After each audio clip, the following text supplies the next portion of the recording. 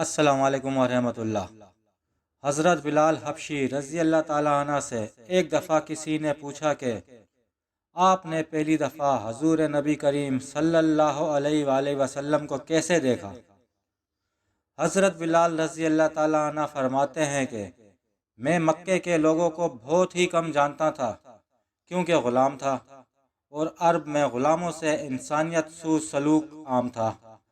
ان کی استطاعت سے بڑھ کر ان سے کام لیا جاتا تھا، تو مجھے کبھی اتنا وقت ہی نہیں ملتا تھا کہ باہر نکل کر لوگوں سے ملوں، لہٰذا مجھے حضور پاک یا اسلام یا اس طرح کی کسی چیز کا قطعی علم نہ تھا۔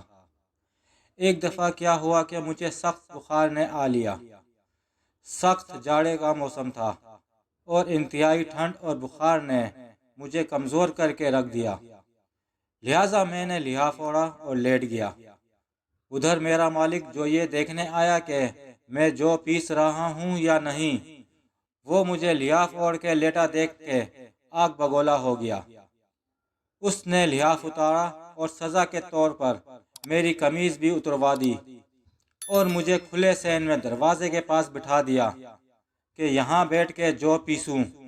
اب سخت سردی، اوپر سے بخار اور اتنی مشقت والا کام، میں روتا جاتا تھا اور جو پیستا جاتا تھا۔ کچھ ہی دیر میں دروازے پر دستک ہوئی۔ میں نے اندر آنے کی اجازت دی تو ایک نہایت متین اور پر نور چہرے والا شخص اندر داخل ہوا اور پوچھا کہ جوان، کیوں روتے ہو؟ جواب میں نے کہا کہ جاؤ اپنا کام کرو، تمہیں اس سے کیا، میں جس وجہ سے بھی روؤں۔ یہاں پوچھنے والے بہت ہیں لیکن مداوع کوئی نہیں کرتا۔ حضور صلی اللہ علیہ وآلہ وسلم یہ جملے سن کر چل پڑے۔ جب چل پڑے تو بلال نے کہا کہ بس، میں نہ کہتا تھا کہ پوچھتے سب ہیں، مداوع کوئی نہیں کرتا۔ حضور یہ سن کر بھی چلتے رہے۔ بلال کہتے ہیں کہ دل میں جو ہلکی سی امید جاگی تھی کہ یہ شخص کوئی مدد کرے گا، وہ بھی گئی، لیکن بلال کو کیا معلوم کہ جس شخص سے اب اس کا واسطہ پڑا ہے وہ رحمت العالمین ہے۔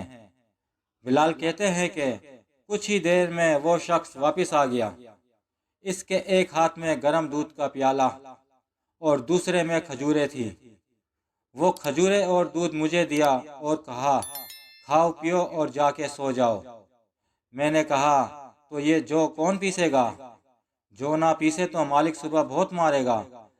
اس نے کہا تم سو جاؤ، یہ پسے ہوئے جو مجھ سے لے لینا۔ بلال سو گئے اور حضور صلی اللہ علیہ وآلہ وسلم نے ساری رات ایک اجنبی حبشی غلام کے لیے چکی پیسی۔ صبح بلال کو پسے ہوئے جو دیے اور چلے گئے۔ دوسری رات پھر ایسا ہی ہوا، دودھ اور دوا بلال کو دی اور ساری رات چکی پیسی۔ ایسا 3 دن مسلسل کرتے رہے جب تک کہ بلال ٹھیک نہ ہو گئے۔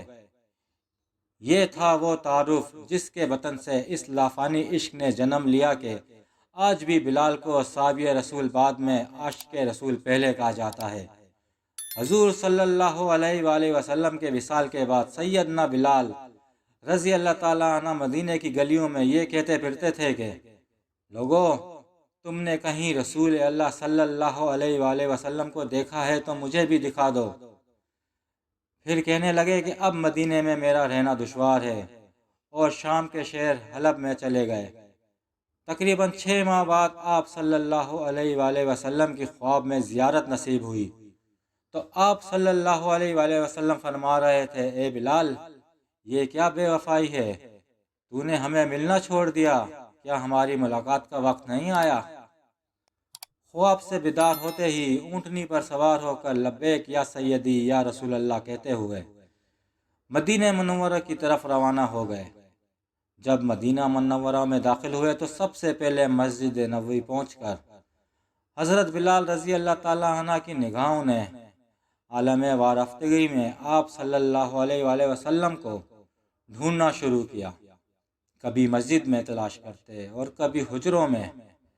جب کہیں نہ پایا تو آپ صلی اللہ علیہ وآلہ وسلم کی قبر انور پر سر رکھ کر رونا شروع کر دیا اور عرض کیا یا رسول اللہ، آپ نے فرمایا تھا کہ آ کر مل جاؤ، غلام حلب سے ملاقات کے لیے حاضر ہوا ہے، یہ کہا اور بے ہوش ہو کر مزار پر انوار کے پاس گر پڑے۔